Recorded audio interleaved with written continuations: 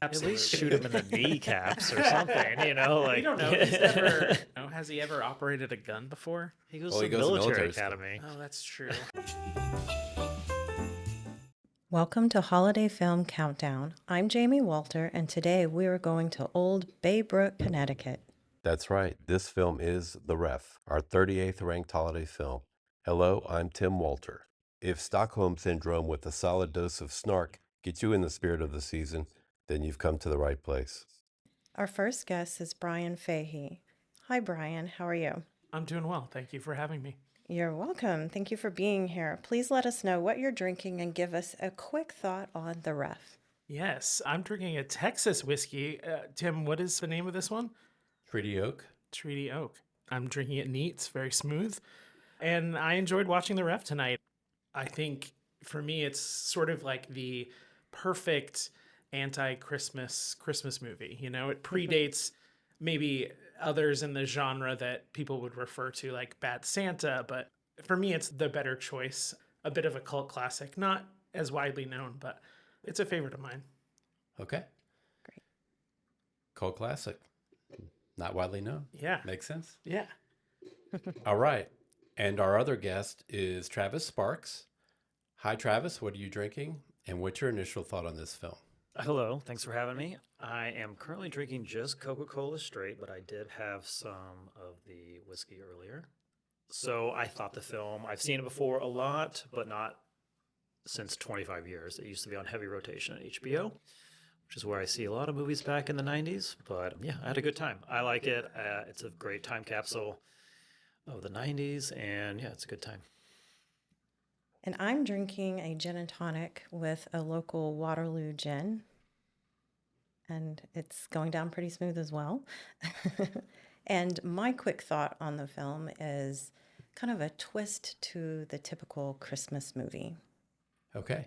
And I'm drinking the same as Brian, which we've all had a little earlier.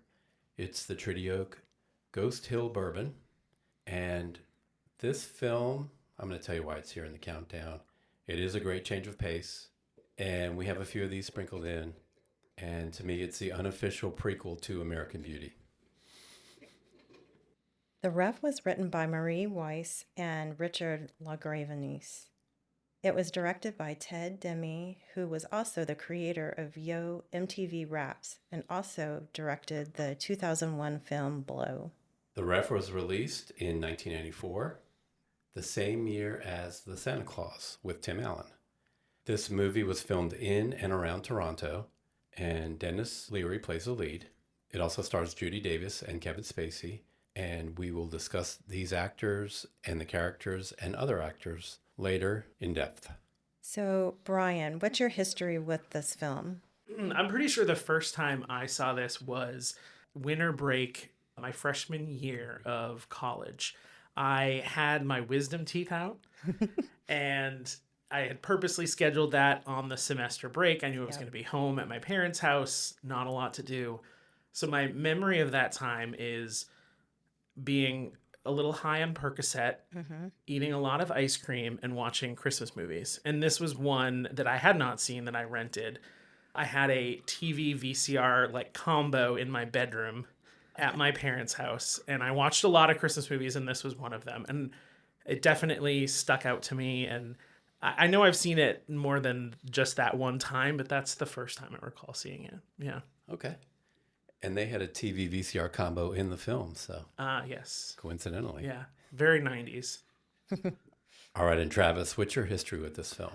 I feel like it was on HBO all the time from like 1996 through 1999, which was my later high school years. So I feel it was, I don't remember like the initial time. I just feel like it was always there. My family would watch it. My parents would have it on. It was something they liked to watch. They found funny. So yeah, I remember it's one you could jump into at any time.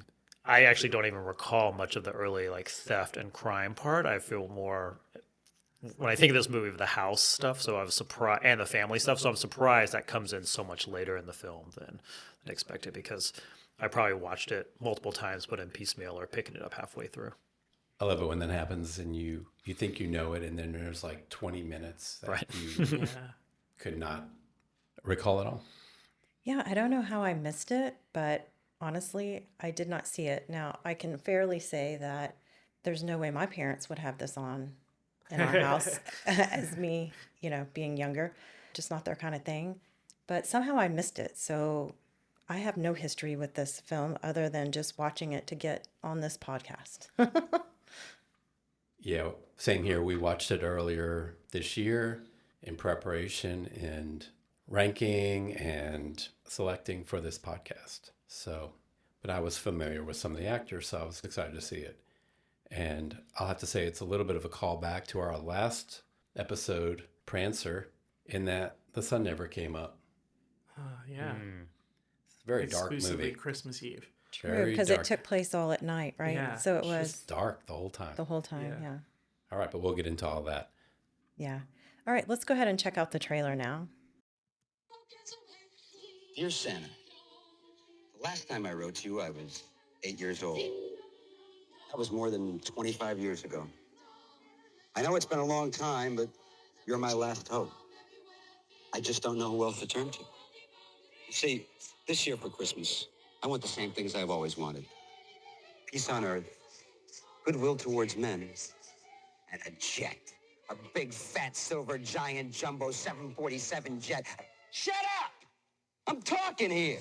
According to my records, I requested the same items on the afternoon of December 1st, 1965. Guess what? They never came. What I get instead? Vietnam, the Brady Bunch, and John Denver. Thanks. I'm 35 years old. You know what I got for Christmas last year? Socks. I hate socks. White socks, blue socks, sweat socks, tube socks, tube socks. What the? I won't even wear socks. I'd rather cut the fingers off some gloves and stick those in my feet. You got a pen, Santa? Because I'm updating my list, okay, pal? I want bikes and booze and baseball cards. All right, so how do we feel like the trailer did as far as getting us into the Christmas spirit? And Christmas spirit lacking. I don't know.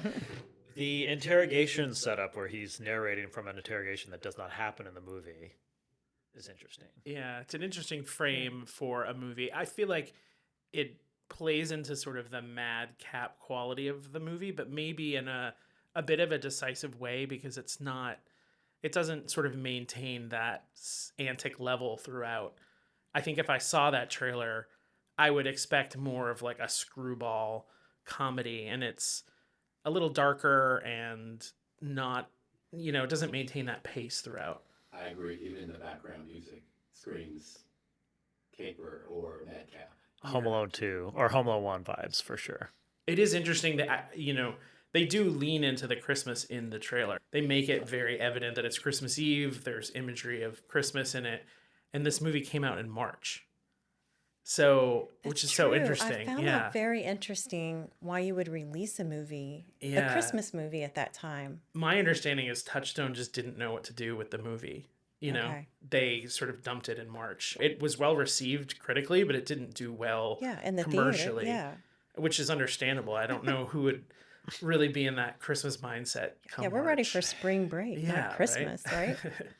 Well, this holiday countdown will be all year. So Okay. True. here we go. True, Some people true. might be in the spirit in March. We hope. And also, I believe it was Dennis Leary who was upset that they released it when they did. Did you all see any of that? Where he blamed a little bit of that on the lack of commercial success. Yeah, and also I think he was upset also that they set up the trailer and sort of leaned into what he had done with MTV and those famous commercials that he did for MTV where he was known for his sort of ranting and pacing. There's a teaser trailer that's separate from that trailer where he is literally walking back and forth very much the way he did in those MTV commercials. And he was upset that they went in that direction because I think he saw this as a way of breaking out of that mold. But they obviously leaned into it because that was his commercial appeal at the time. He's got such a recognizable voice, so that made sense. Yeah, and his cadence as well. Like that's what they leaned on for sure, trying to get people in for that. Smoking back in a big way in this movie, from the trailer and all through the movie. So it's very 90s in that regard. Oh, yeah. All right, well, let's go inside the numbers. It cost $11 million to make the ref, and the ref grossed $11 million at the U.S. box office, and then another $1 million internationally, so a grand total of $12 million. So that's pretty much the profit, $1 million, which is better than a loss. And the ref has a score of 3.3 out of 5 on Letterboxd. And we will all be giving our own reviews later with some scores. So stay tuned. Yeah, I'm sure they were hoping for more than that. I mean, of course, it's better than a loss, but, you know. Hey, release it at Thanksgiving. That'd have been worth a few more million, right, Brian? Yeah. Yeah. Although, it does have, I think, that quality of cult movies where they're maybe not appreciated the way they should be at the time. And then with hindsight, it makes it more appreciated later on. So if it had been this smash success, I don't know that it would be that beloved movie that it is for a lot of people. Well, who knows going forward? People will hear this and there it goes. No, I totally agree with what you're saying, Brian. A lot of films are like that, right? They're not at the beginning regarded as like this great film, but then as years pass, they're like, wait a minute, that's really awesome. It takes a while. Or a star blows up like Kevin Spacey did. Yeah. True. That happens too. True. People look back. All right, well, let's get into the spirit of the season. How do we feel they did on the Christmas decorations? Anything come to mind? I mean, the opening shots, you're in this town. It's this idyllic holiday setting. There's lights. I think there's a skating rink. There's like the center of town. It's decorated. I mean, they kind of thrust you right into that Christmas Yeah. idyllic Very mindset. New England. Yes, that didn't Decorated exist outdoor for us. trees. I'm from Texas, so that like was a fantasy that of snow and like the colonial architecture and the town's main street that does not exist in Texas. So And it that really was nice. that was my upbringing. I grew up in Massachusetts in a suburban town, and it was very much that sort of old architecture, like stereotypical Christmas.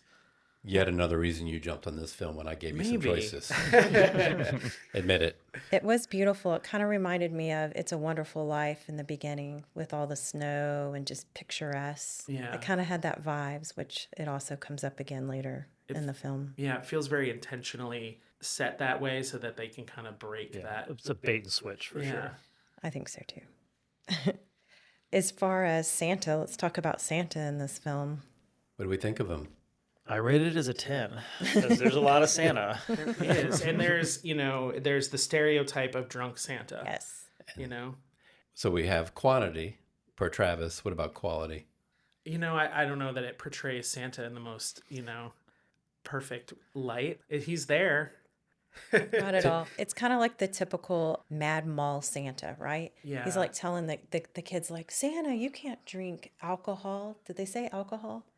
Or you can't drink Santa that. does drink champagne. Champagne. Champagne because you only drink milk. And he's like, well, I've had too much milk and I'm lactose intolerant. He just kind of goes off. And we see that in other Christmas films with the mall Santa, right? Yeah. Who gets frustrated with all the kids and the crowds. And So I will say they broke form here. Typically a child pulls down the beard, but in this case, Santa pulled his own beard down. I've never seen that one before. to down a whole glass of champagne in one gulp. We did see him make door to door. He did do kid interaction. He did. So there was some all right representation. Well, You're and then right. we had another Santa scene at the very end when, let's see, we'll get into the characters in a while, but when Gus is escaping, he's dressed as Santa. Yeah, spoiler alert. Do you do spoilers on this podcast? Absolutely. It's all about it. This movie's 30 years old. We better It happens. We better be spoiling the hell out of it. Well, we didn't see much of the eggnog or hot cocoa and that kind of stuff, but what I did see that I don't see that often is the fruitcake. Yes. I wrote that down in 90s tropes. That was big in the Very 80s and much. 90s. I think that was like maybe a previous generation boomer thing, like the Yes. fruitcake. Oh, Because yeah. like My mother and her sisters go crazy for fruitcake. There's this recipe that is like in my family, and one of my aunts makes it for everyone every Christmas, and they are obsessed with it. So I never liked it, but I grew up like with this idea that fruitcake was this like coveted thing. And of course it's not. It's And you never grew into it. no. And they still do it. They still do it. Wow.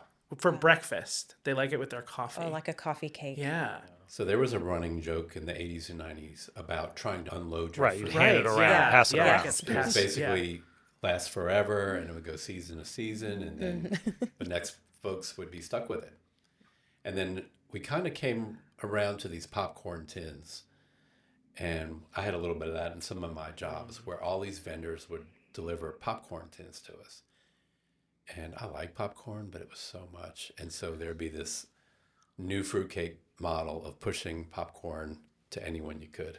Now that's waned now. Now I don't know what era we're in now. Yeah. I don't know. Did I you feel like ever cookie get delivery, into maybe? I panettone? don't know. That was not something that I ever had as a The kid, but I know Italian that one? that's popular too. No, I think now I don't know what we do now. We just, Yeah, we share our feelings now. We're I different. know. People Is have anyone changed. baking for their neighbors anymore? I don't know. It's funny. I used to, Tim's looking at me.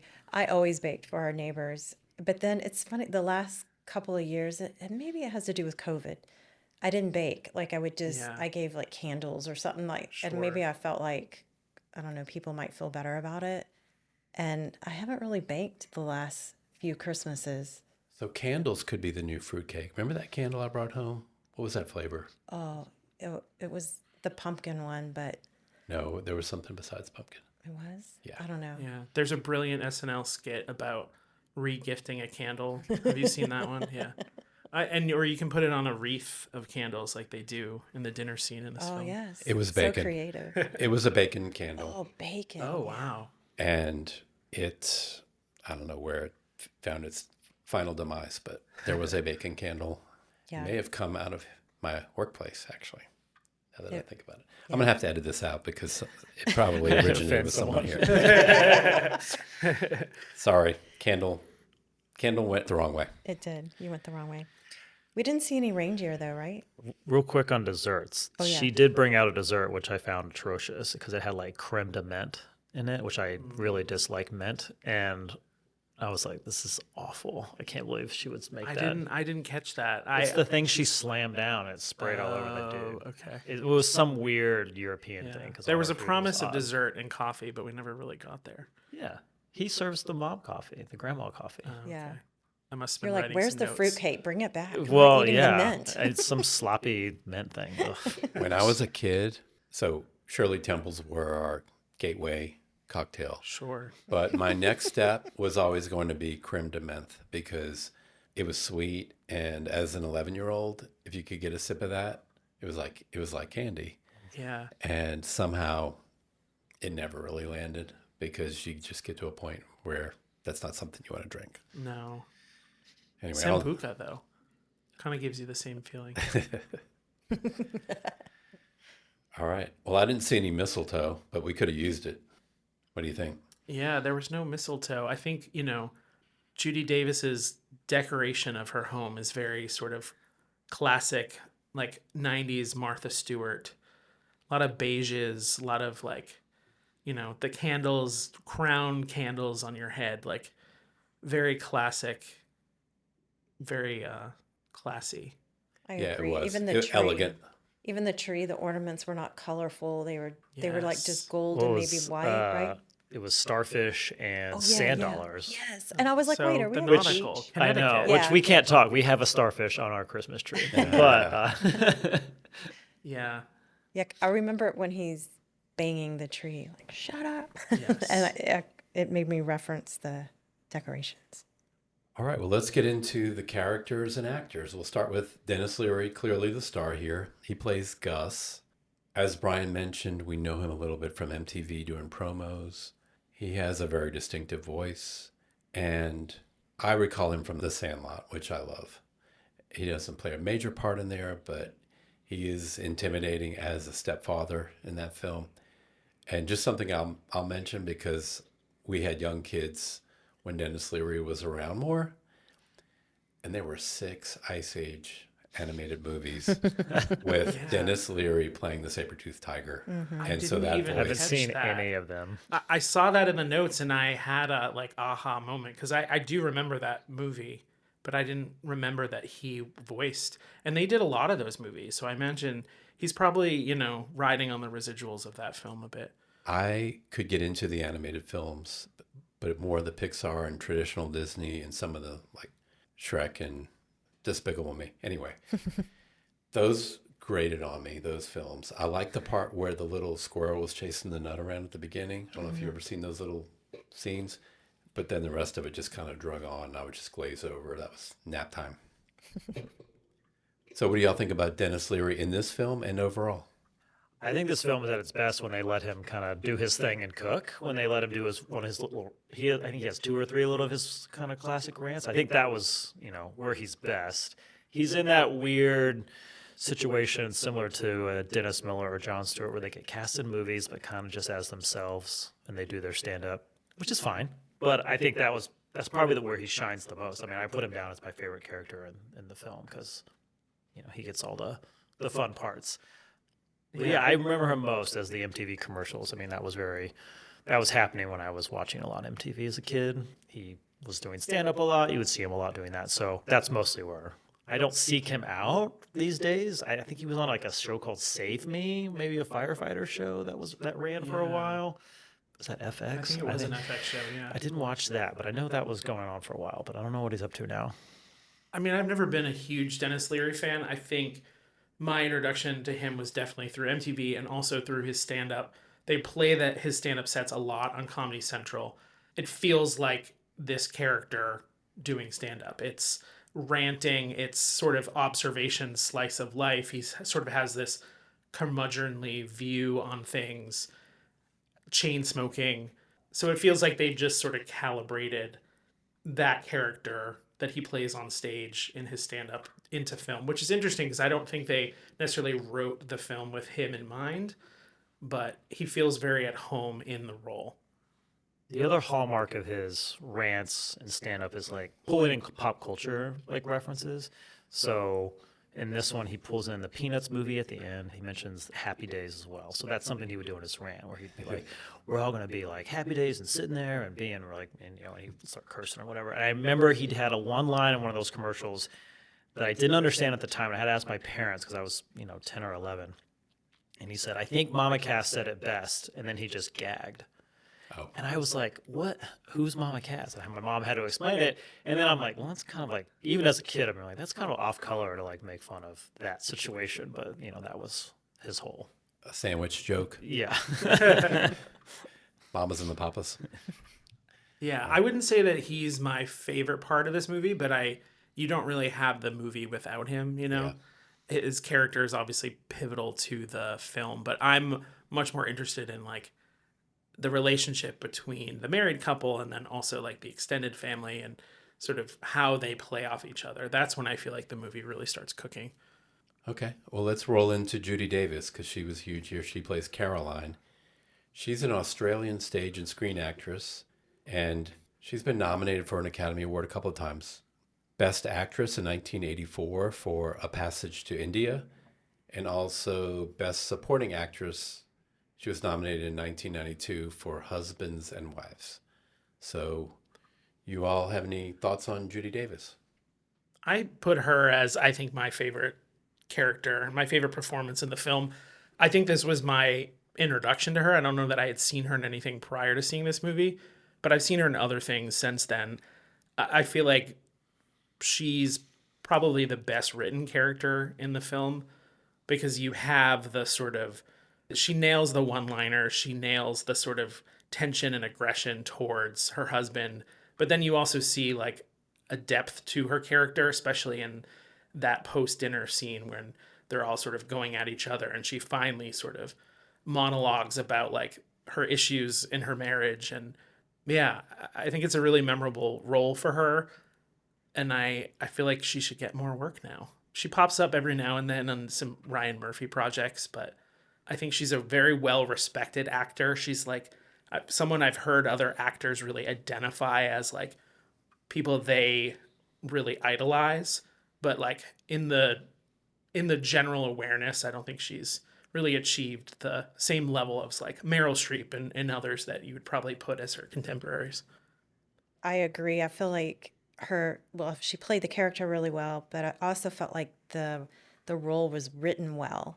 And I felt like Dennis did a good job playing Gus, but the character seemed so weak. But maybe that was the writers writing him like that. Like I felt like the whole time I was watching him, I wanted him to, I don't know, be a little stronger or more poignant. I don't know what the right word is that I wanted out of him.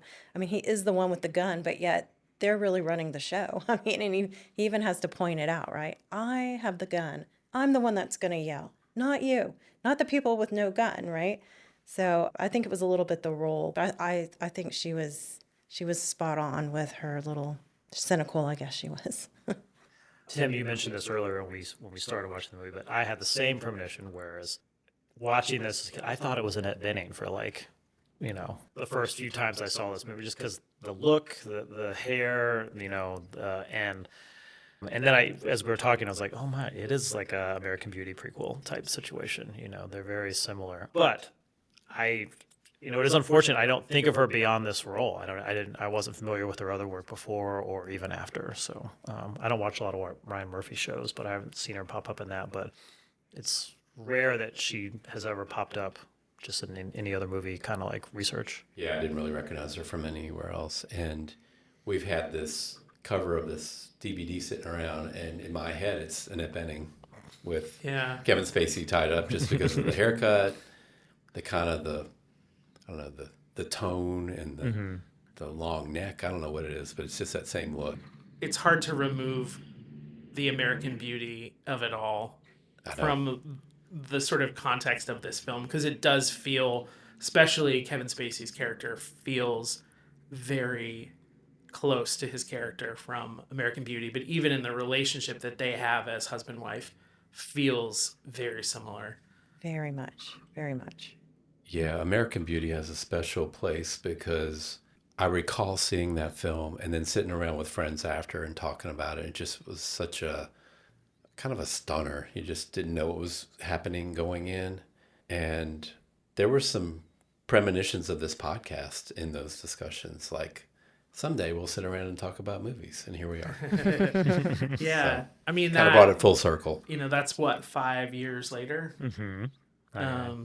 5 or 6 years later. So, and that movie obviously won Best Picture. It was like a huge cultural moment. Everything. But now I feel like I don't necessarily share these views, but there's a understanding that movie maybe doesn't live up to the hype or the acclaim that it received. Like, there's a lot of revisiting and recontextualizing of that film. And they're Forrest Gumping that movie? I think they are. And probably because it did receive that acclaim. Whereas a movie like The Ref never did receive that widespread acclaim. So it's regarded maybe in a higher light. Okay, well, I guess that I'm not leads saying in it's the better movie. So it beat Saving Private Ryan, right? So that's the big grudge. No, that was the year of Saving Private Ryan was eclipsed by Shakespeare in Love. Oh, so what did it beat? I don't know that it's necessarily like this movie should have won over this. It's just the feeling like it's maybe not the profound movie that we all thought it was in 99 when it came out. It has that a lot when it comes up. People are like, that movie aged well. Let's revisit it, and then no one ever watches it again. I know. I haven't seen it in years, and I don't necessarily share that view, but it's also hard to look at Kevin Spacey performances knowing what we know now about him, and it's like, can you separate the actor from the man? I don't know the answer to that, but... Well, let's get into Kevin Spacey. That's next year. He plays Lloyd. Lester in American Beauty, but Lloyd here. And he won the Best Supporting Actor Oscar for The Usual Suspects in 1996. We know him from the long-running series House of Cards. And now we know Personal Issues, and that's always tricky because you hate to cast off a whole work or a whole oeuvre because of what someone does. It's a tricky thing. Yeah. But sometimes you have to. It's a personal feel. Can you watch the film and not feel I don't know. Yeah. It's also, I don't know. For me, I get hung up in how close this performance feels to his performance in American Beauty. And maybe it lessens this performance a bit, knowing what he does later in a very similar role and a more acclaimed role. But it feels a little one note. He does nail a lot of those one-liners. He has great comedic timing, but there's not, whereas I think Judy Davis has moments where she shows a lot of color and a lot of like depth. I don't necessarily feel that maybe it's the role, maybe it's Kevin Spacey as an actor, but I don't get that same feeling from his role. Yeah, you know how we meet people sometimes and they can say so much so quickly, efficiently with few words and just with an expression and fast talk, but you hear it all. That's this guy. It's amazing.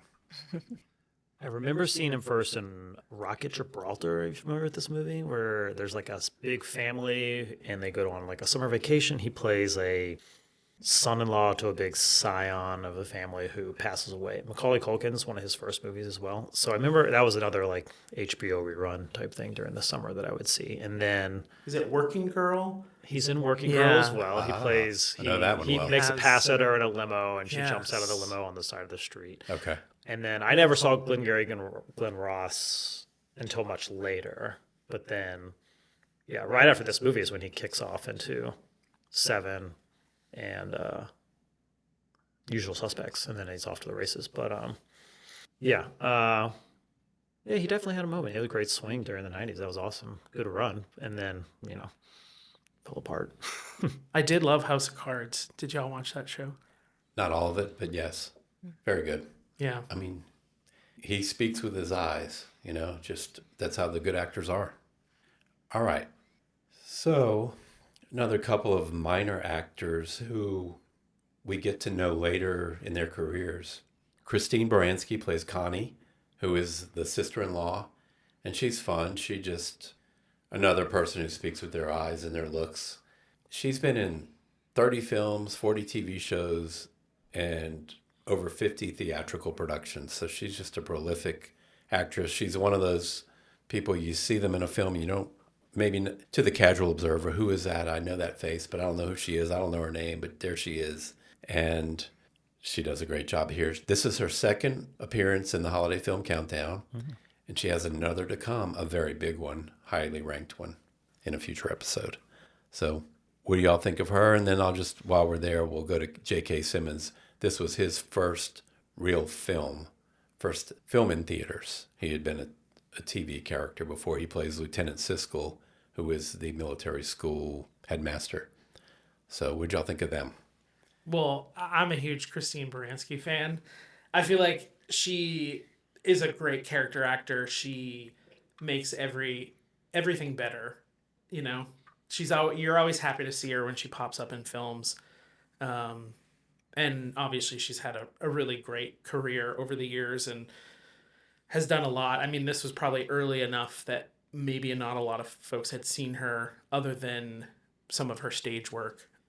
But I think she feels right at home in this role, and she gets a lot of really delicious material here.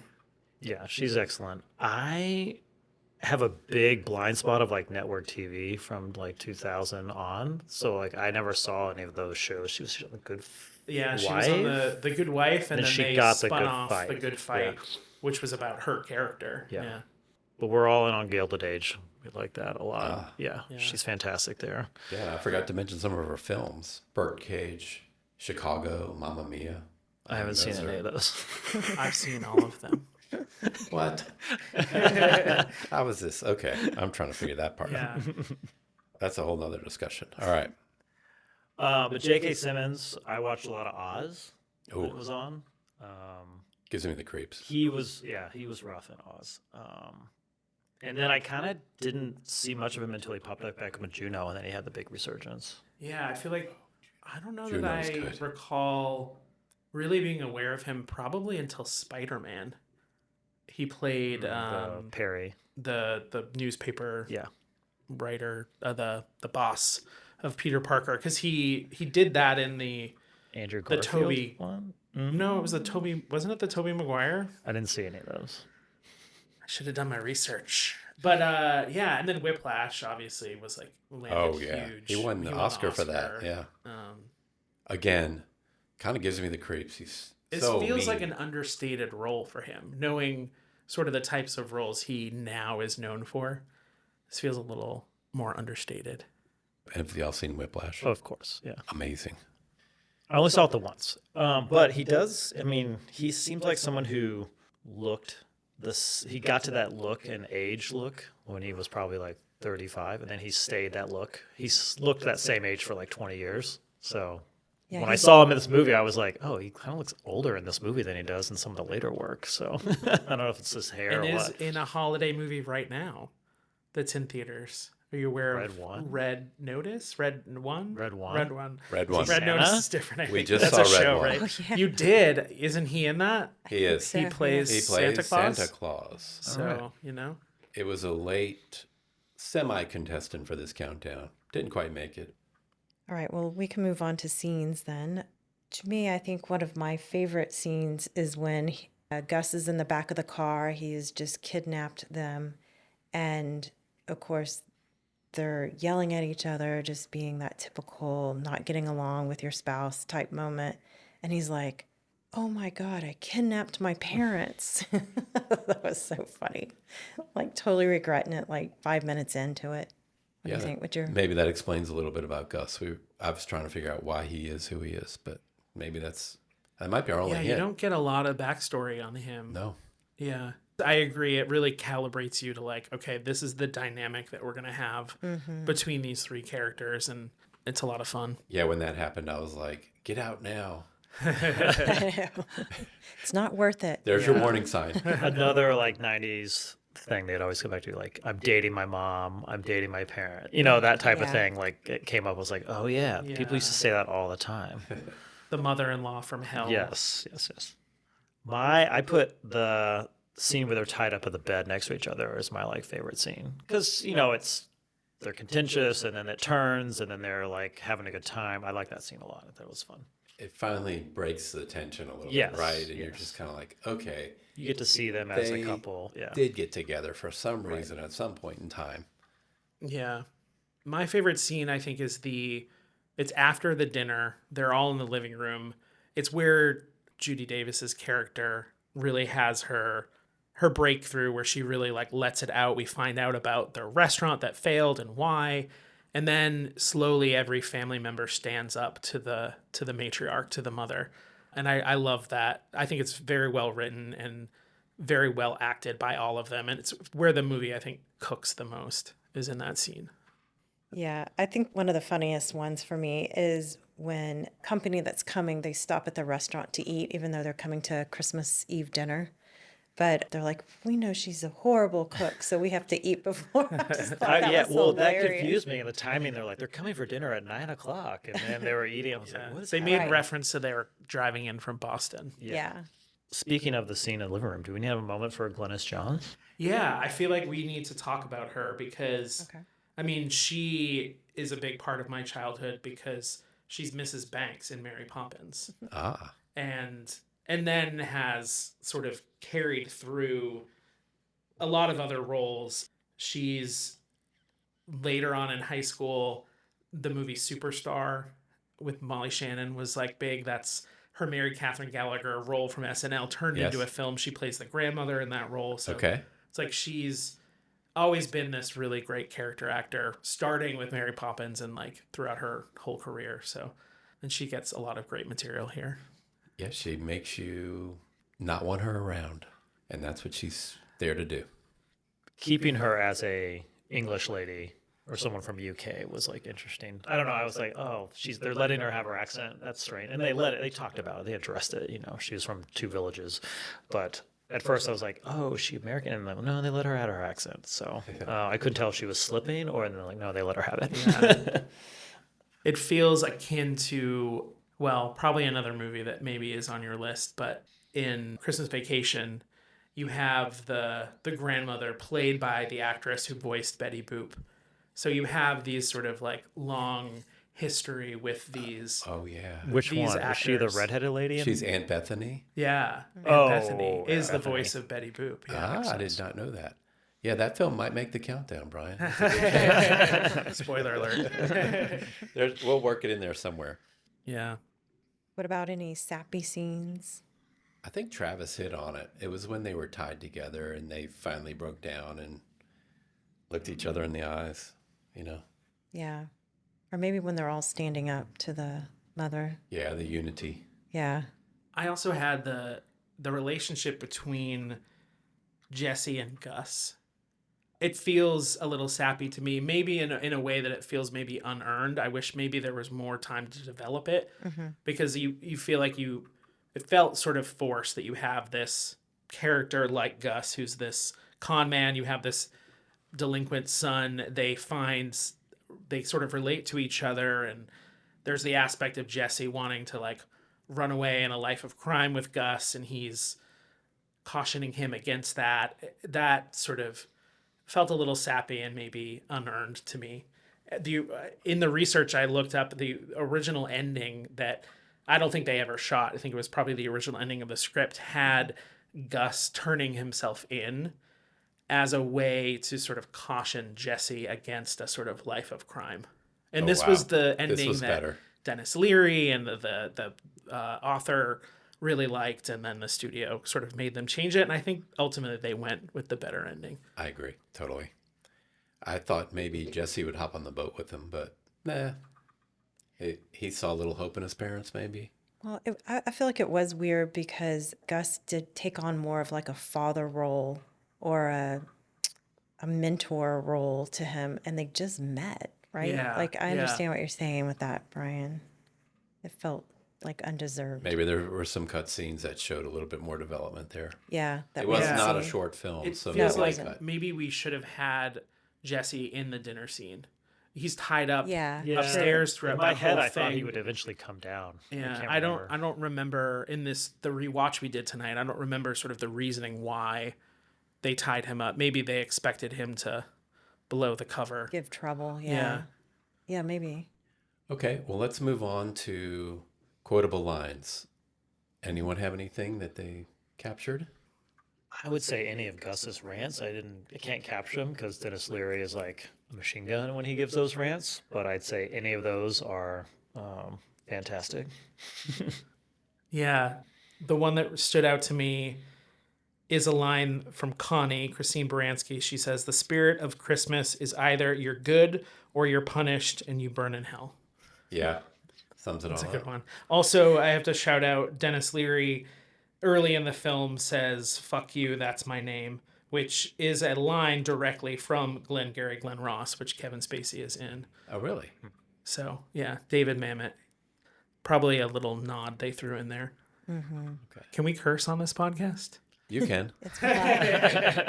This isn't our movie. It depends on the rating of the movie. Just rise to it.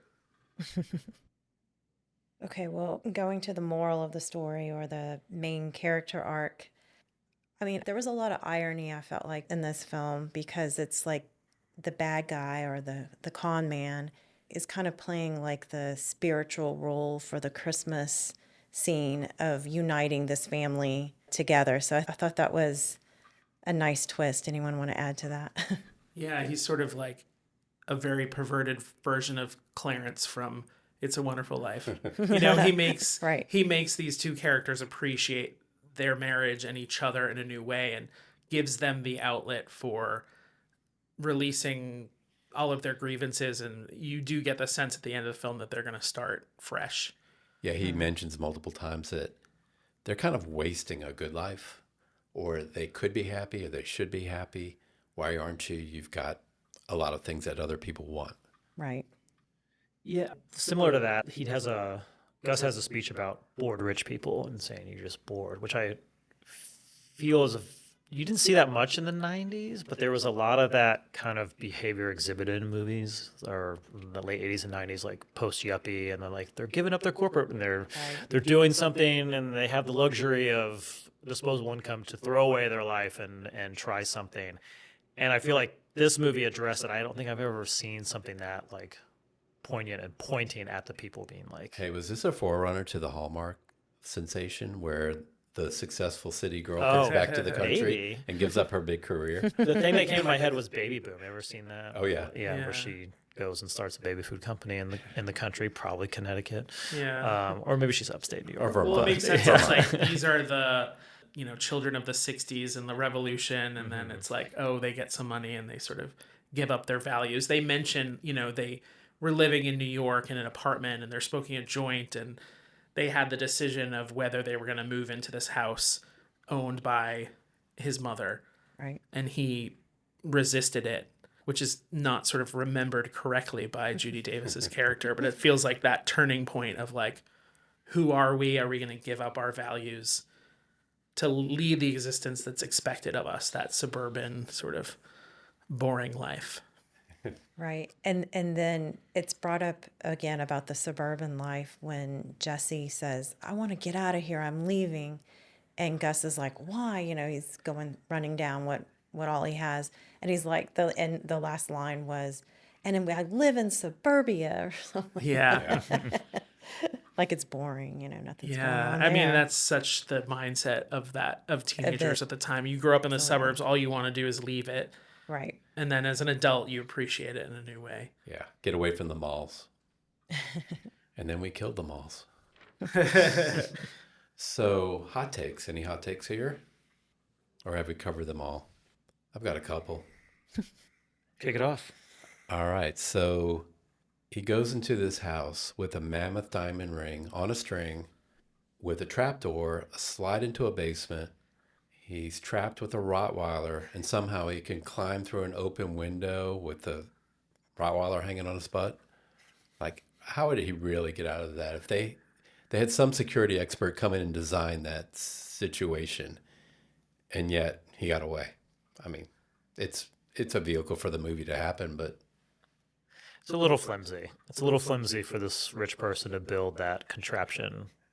It's like you're building this to get. I don't know. It seemed like to build a trapdoor in a house like that. I don't know. I mean, I could go there, but he shouldn't get away. Yeah. I mean, You went there's to all that trouble? Yeah, there's so many moments where they're in the house where they probably could, you know, get away and call 911 or somehow escape, especially when all the in-laws show up and they're not tied up. And, Oh, you know, yeah. but it does, you reference like the Stockholm Syndrome of it all. Like that is very much a thing that I think is tracked very well through the movie is like their relationship. And especially that turn where they all stand up to the mother-in-law. You realize like Dennis Leary's character is on the side of this couple. Like he wants the same thing for them. And yeah, it's kind of that nice turn of leading to the end where they let him go and sort of aid in his escape. Okay. Yeah. And I have one more. Okay. So Jesse steals baby Jesus, apparently gets kicked out of the house, goes to military school, blackmails his lieutenant / headmaster, yet he will not shoot Gus when he's got the gun aimed right at him. I know. I We mean, don't come on. know that Like- he stole baby Jesus. Well, he has it in his trunk. I think that's telling of like the type of kid he is. That is, he will do the bad things, the naughty things. He'll blackmail, he'll steal the baby Jesus. But there's a leap from that to shooting someone. You think? Yes, At absolutely. least shoot him in the kneecaps or something, you know? Like You don't know. Has he ever operated a gun before? He goes Well, to he goes to military military school. academy. Oh, that's true. I mean, it's to save. That's probably one of his classes. You're being kept hostage in your own home and your parents. Although he didn't love his parents, or he loved his parents, he didn't care for his parents. And yet he couldn't end the whole scene right there. Well, none of them really seemed to mind too much that Gus was around and that they were kidnapped. I mean, they didn't Yeah. seem too bothered by it. They're bored. still going Bored on rich with people. True, I guess so. Living in the suburbia. All right. Hell of a story to tell. My thing is, the start of the movie, they're having a therapy session with BD Wong. We haven't said BD Wong's name Oh, yeah. on the podcast. Another great character actor. They're having a therapy session on Christmas Eve. That feels a little maybe forced to me. Although maybe that speaks to the dire nature of their relationship. They need to get one more session in. I just don't want to talk about it. Well, then let me ask you something. What do you want from the marriage now? I want to stop talking about it. Look, the truth is I want nothing. I have everything I need. I'm actually a very content person. Oh, what a liar. You're so unhappy you can hardly breathe. And I feel it in every gesture and every silence, and I'm miserable. How can we both be in the marriage and I'm miserable and you're content? Luck? Caroline, what do you want from the marriage? Oh, this should be good. And what does that mean? Because you don't know what you want. You blame everybody else for it. She's impossible to satisfy. She lives in her fantasies. I mean, let's really try to understand Caroline's miserable life. She lives in a beautiful home. Which his mother owns. I have a successful business. Which his mother owns. We're in servitude to his mother. Yeah, usually in these films, some boss is making someone work on Christmas Eve. Yeah. That's the typical trope of these holiday films. So this is a little twist on that. All right. Well, the parent guide has it as rated R, which I feel is appropriate just for language, I guess. Yeah, pretty easy. Yeah. Pretty easy there. It's our Yes, second God. R film, by the way. Yeah. Oh, wow. And we have a couple more coming. So would Yeah. you rather watch it with your kids or your parents or neither? Yeah. I mean, the language, it doesn't feel... It's not over the top. Yeah, it doesn't feel laden with profanity. My parents are very Southern, and they have a big issue with language. They always talk about language in films. I don't know if y'all have the similar. And even though they do, now they watch stuff like Yellowstone, and they're always commenting on, oh, so much language. But at the time, they were very sensitive to that. But they would still watch this movie when it was on. So I Okay. don't feel like it's egregious. Yeah, it's not graphic. No. No. Okay, so let's go into the soundtrack. This is a very odd soundtrack.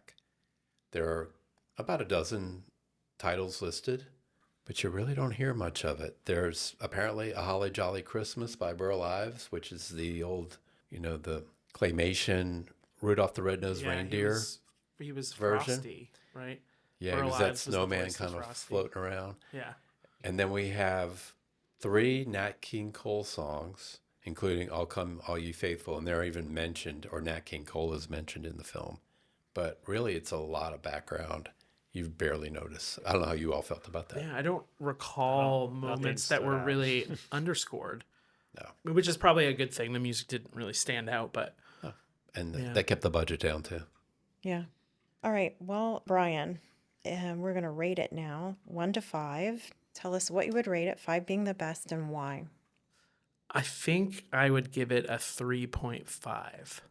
It's up there for me. It's maybe not my favorite holiday movie, but I think it's one that holds a very unique place because it does, again, feel like the anti-Christmas Christmas movie. So for someone that's not into this isn't me, but if someone else was not into the sort of sappy, Hallmark, generic tropes of a lot of Christmas movies, you can put this in front of them. They're gonna find something to enjoy about it. Also, I have a background in theater, and this feels like it would be a really good play. It's, a lot of it's contained to the house. Yeah. It's all dialogue. Yeah.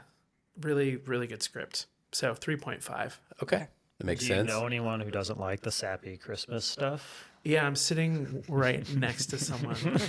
I'm a notorious Grinch. I mean, I love Christmas time, but just the decor and stuff doesn't, I'm not. Okay. I decorate our Christmas tree by myself. Christmas music gets on my nerves, but this movie definitely, I would watch it again. I would recommend it, especially for a non-traditional. It lives in the Die Hard, Kiss Kiss Bang Bang. Was it The Good Guys? Was that the other Shane Black movie? Yeah. The recent one. Those like alternative Christmas movies that take place in Christmas, but aren't We have a necessarily few of those about in here. yeah. Yeah. Letterboxd had it at 3.3. So where are you going? I would probably stick around 3.5 as well. I don't know if I would consider it like a classic, but I mean, great performances. I don't think there's anything technically or of the form that elevates it, but everyone's great in it. I think it's a fun time. So yeah. I think also the fact that it's probably not as widely seen is fun because there's the movies you watch again and again and again every year, but this is probably one you can introduce to a friend or a significant other or spouse that they've never seen before and have a bit of a new experience. Yeah, I totally agree with both of those comments. I think I will rate it as a 3, just particularly because of everything we've already said. It's not one that it's like my must-have. I have to watch every Christmas season, but it was enjoyable. I laughed through it, which was good. I like to have a movie that gives me a good laugh, but it wasn't anything that's like really grabbing me. Okay. And I hate to be Uh-oh. standard here, but I'm just going with Letterboxd. I think 3.3 is spot on. Which is interesting because on Letterboxd you actually can't do you can do a 0.5. I suppose the aggregate score would be 3.3, but when you join Letterboxd and you rate it, you can give it a 3 or a 3.5 or a 4, but not a 3.3. Okay. I'm on Letterboxd and I've rated a few movies. Okay. And you click in a star, aren't you? Or a half a star. Yeah. Yeah. Half star. So The 5 scale is tough. It is. It's Yeah. like Yeah. what few things hit 5. I know. And then even fewer hit 4. Most things, 2 to 3. The 10 scale is agree. easier because you can do a 9. However, I was told that by an expert, go Letterboxd Yeah. with Oh, that yeah. 5 I agree. scale. Absolutely. Because it's harder to bot. It's harder to overload with, we'll call it bogus Yeah. ratings by automated systems. You actually have to have a real login, Yeah. and so it's a little more authentic. But that 1 to 5 really makes you put your money where your does. mouth is too. You gotta put up your score. What I typically do on Letterboxd is I'll rate new movies, but when I'm rewatching or watching movies, older movies that I haven't seen for the first time, I don't usually rate them. It feels like a loaded exercise because you have the context of the film, you have criticism about it, you have maybe with this film like the nostalgia of seeing it for the first time 20 years ago or more. So it's harder to like just assign that number rating, you know? That is the whole nature of this countdown, because Yeah. all of these are just part of the canon, and so they are circulating at least for a month and a half every year, and so it's hard to separate emotion from the actual quality of the film. Sure. And if you watch over time, these films tend to creep up in ratings, even though they may have been panned by the critics originally. That's very common on these holiday films. So that's where we are. So, Brian, what is your favorite holiday film? Wow. It's a tough one. It is. I'm probably going to go It's a Wonderful Life. That's a movie that I was introduced to very early on in my childhood. We had a VHS copy of it that we would watch every Christmas. It was a movie that both of my parents enjoyed very much. It was a movie that I have 2 older sisters. My oldest sister, Corey, that was always her favorite movie. So we watched it on the holidays every year. And so it has a special place in my heart. And it's just a movie that when I rewatch, I find something new in it. And I am struck by how profound it is, but also like how dark it is at times and how stark it can be, but also ultimately uplifting. I think it's like the perfect movie in that way, and a brilliant performance. All right. Thank you. That one keeps coming back here. Yeah. Yep. Hard to And- argue that. And really, until about 1989 or 90, that was kind of it. If you wanted to watch a really good Christmas movie, that's where people went. I will give a plug, if I can, for Muppet Family Christmas, which is different than Muppet Christmas Carol, which is a movie I also love. But Muppet Family Christmas, which is a TV movie from the 80s. You can find it on YouTube. I don't know if there's DVD copies. There is VHS copies of it out there. But it's one of the last Muppet productions that Jim Henson was directly involved with. And you have the Muppet Gang, the Sesame Street characters come and celebrate Christmas with the Muppets. And then you also have the Fraggles thrown in there. Jim Henson does make an appearance. It's really a fun mashup of all these beloved characters. And the Swedish chef attempts to cook Big Bird for Christmas dinner. And that's just a really beautiful moment. So it's got a little dark twist to it. yeah, It fits in a little bit with the it rest. has that Muppet sort of off-color comedy that they always sprinkle in, which I that. always found delightful as a kid. All right. So there's your plug for something if you've got less than an hour, right? Yes. All right. And Travis, what is your favorite holiday film? I would say Scrooged. I Okay. just think it's got a little bit darker tint and a good bite. And I like the comedy in it as well. Just lots of good lines. But in the framework of Christmas Carol, but also Bill Murray's really on one in that one. He's great.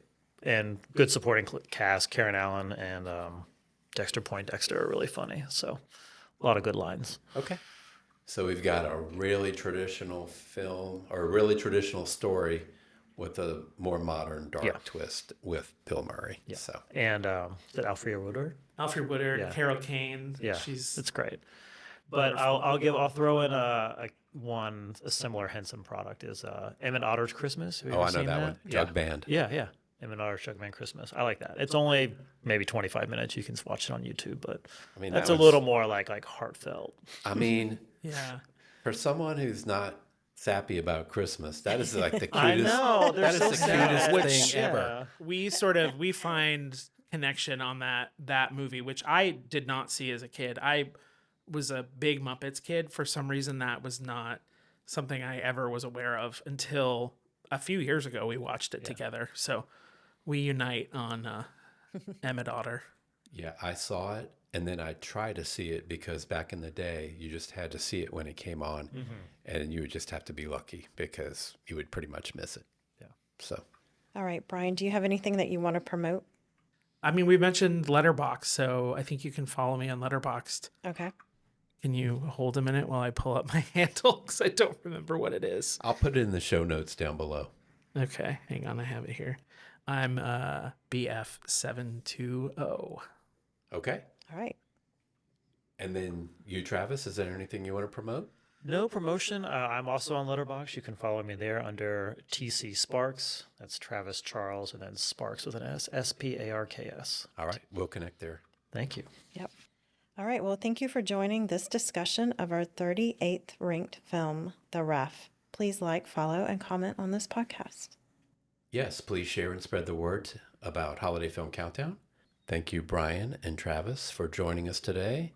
And thanks to all of our listeners. Next week, we're moving on to our 37th ranked holiday film, which will take us to the Bay Area.